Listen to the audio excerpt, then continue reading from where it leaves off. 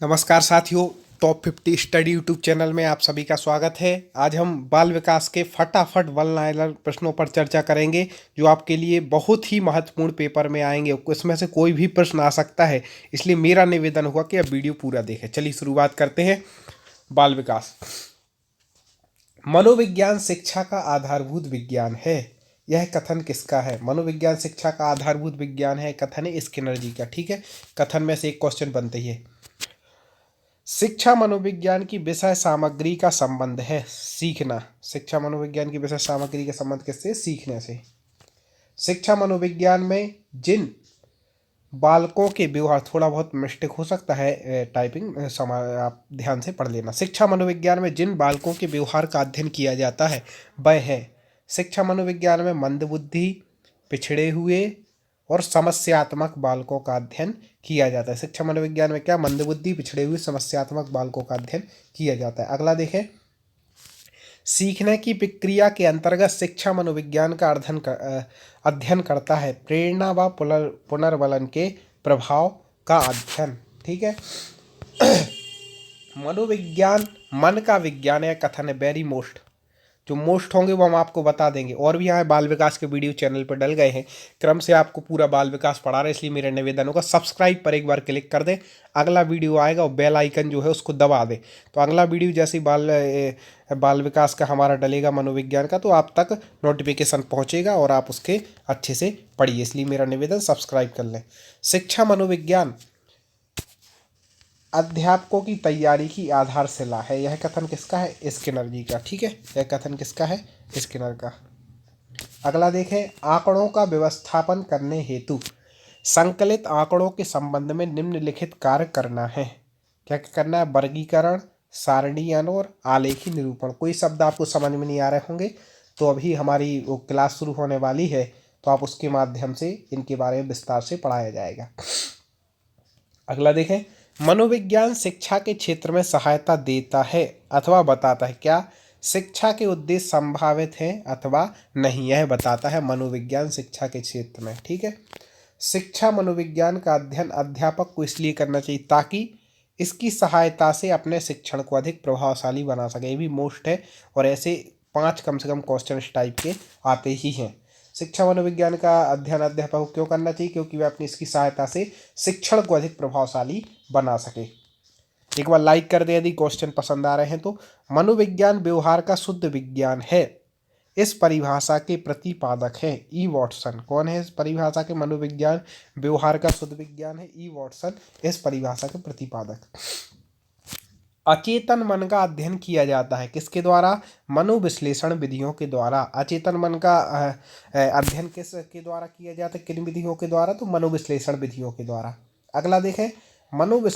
मनोविश्लेषणात्मक प्रणाली के जन्मदाता। ये वेरी IMP 3-4 बार टेट एग्जाम में पूछ लिया गया। ठीक है, तो सिगमंड फ्राइड क्या है? मनोविश्लेषणात्मक प्रणाली के जन्मदाता कौन है? Sigmund Freud. देखो, फ्राइड नाम के 3-4 व्यक्ति हुए, तो आपको याद रखना है कौन से फ्राइड? Sigmund Freud. ये मनोविश्लेषणात्मक प्रणाली के जन्मदाता है।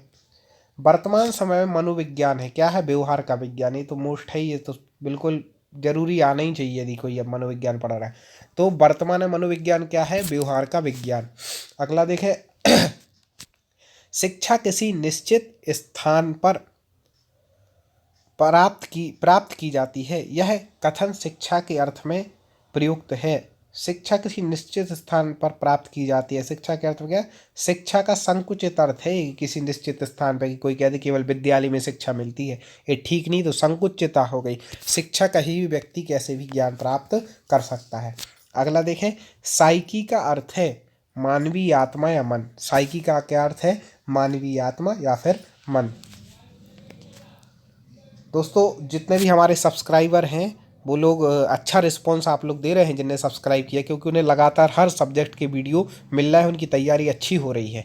इसलिए जिन लोगों ने सब्सक्राइब करके बेल आइकन नहीं दबाया हो, सब्सक्राइब किया बेल आइकन नहीं दबाया, तो वो भी दबा लें। शिक्षा मनोविज्ञान आवश्यक है शिक्षा एवं अभिभावकों, शिक्षक और अभिभावकों दोनों के लिए है। क्या है? शिक्षा मनोविज्ञान शिक्षा के लिए भी और अभिभावकों के लिए भी, शिक्षक सभी के लिए ये तो आवश्यक। मनोविज्ञान की आधारशिला किस पुस्तक में रखी गई? मनोविज्ञान की आधारशिला, मनोविज्ञान के सिद्धांत, ऐसे याद कर सकते हैं। ठीक है। शिक्षा मनोविज्ञान का वर्तमान स्वरूप कैसा है? व्यापक है, संकुचित नहीं है। शिक्षा मनोविज्ञान वर्तमान में कैसा है? व्यवहार का विज्ञान है। उसका स्वरूप कैसा है? व्यापक है। गौरी सन के अनुसार शिक्षा मनोविज्ञान का उद्देश्य क्या है? व्यवहार का ज्ञान। गौरी सन के अनुसार है शिक्षा मनोविज्ञान का उद्देश्य व्यवहार का ज्ञान। अलग से हम टेक्स्ट सीरीज भी आपके लिए लाएंगे, जिसमें 30 प्रश्न बाल विकास के होंगे, 30 पर्यावरण के होंगे, 30 हिंदी के होंगे। इस प्रकार से मेरा निवेदन होगा, एक सेकंड, हाँ, मेरा निवेदन होगा कि जिनने सब्सक्राइब ना किया हो तो वो सब्सक्राइब कर लें, जिससे अगला जब टेस्ट हो तो आप उसको दे सकें। चलिए अगला देखें।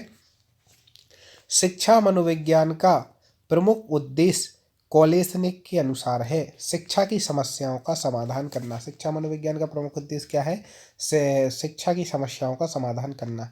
कैली के अनुसार शिक्षा मनोविज्ञान के उद्देश्य कितने हैं? 9 है कैली के अनुसार। स्किनर के अनुसार शिक्षा मनोविज्ञान के सामान्य उद्देश्य क्या है? बाल विकास। सामान्य उद्देश्य क्या है शिक्षा मनोविज्ञान का? स्किनर के बाल विकास करना। अगला देखें, ये भी मोस्ट है। वर्तमान समय में शिक्षा मनोविज्ञान की आवश्यकता कैसी है? बाल केंद्रित शिक्षा है। ठीक है, बालकों को केंद्र में रख करके शिक्षा की सारी व्यवस्था है। वर्तमान समय में शिक्षा मनोविज्ञान की आवश्यकता समझी जाती किस लिए? सर्वांगीण विकास में। शिक्षा मनोविज्ञान की आवश्यकता कैसे? एक विकास में नहीं कि कोई विषय पढ़ लिया या केवल किताबी ज्ञान हो गया, नहीं, सर्वांगीण विकास में शिक्षा मनोविज्ञान की आवश्यकता होती है। शिक्षा मनोविज्ञान का प्रमुख लाभ है क्या है? शिक्षार्थी से मधुर संबंध हो जाता है। शिक्षक का शिक्षार्थी मतलब विद्यार्थी से मधुर संबंध शिक्षा मनोविज्ञान का एक प्रमुख लाभ है। अगला देखें,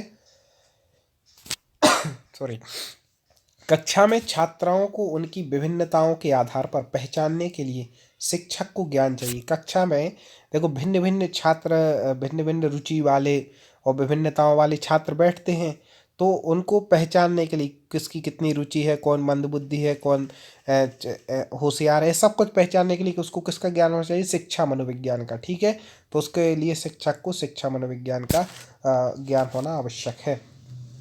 अगला देखें, समय सारणी में गणित, विज्ञान या कठिन विषय के कालांश पहले क्यों रखे जाते हैं?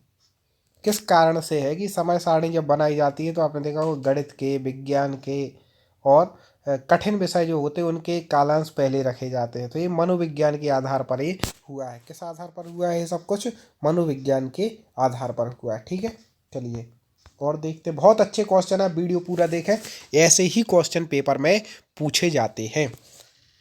और लिंक को, चैनल की लिंक को आप सब जगह शेयर कर सकते हैं, वीडियो की लिंक को व्हाट्सएप, फेसबुक के माध्यम से, जितने बहुत सारे लोग जुड़ सकें। अगला देखें, सफल एवं प्रभावशाली शिक्षा अधिगम प्रक्रिया के लिए आवश्यक है शिक्षण अधिगम सामग्री का प्रयोग एवं शिक्षा मनोविज्ञान के सिद्धांत का प्रयोग। ठीक है, सफल एवं प्रभावशाली शिक्षा अधिगम के लिए प्रक्रिया के लिए क्या आवश्यक है? शिक्षण अधिगम सामग्री का प्रयोग एवं शिक्षा मनोविज्ञान के सिद्धांतों का प्रयोग।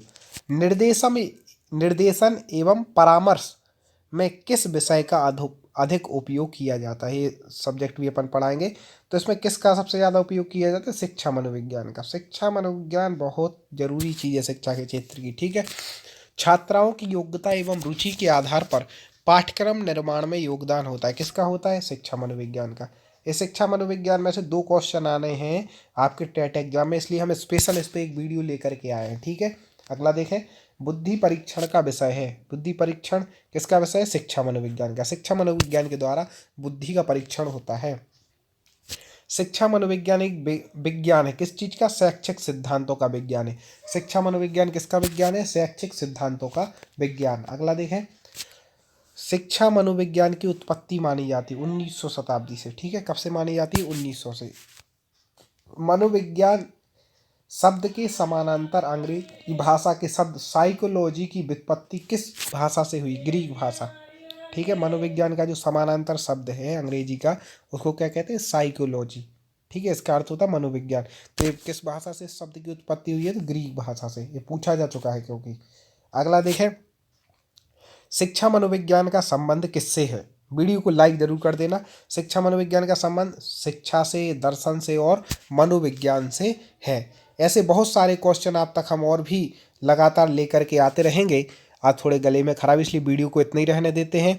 आपको यदि और पढ़ना है तो आप हमारे चैनल पर सिलेक्ट करें, प्लेलिस्ट में जाएं, वहाँ पर हर सब्जेक्ट के वीडियो आपको मिलेंगे। आप बहुत अच्छे तरीके से तैयारी कर सकते हैं। इसी तरह जुड़े रहें।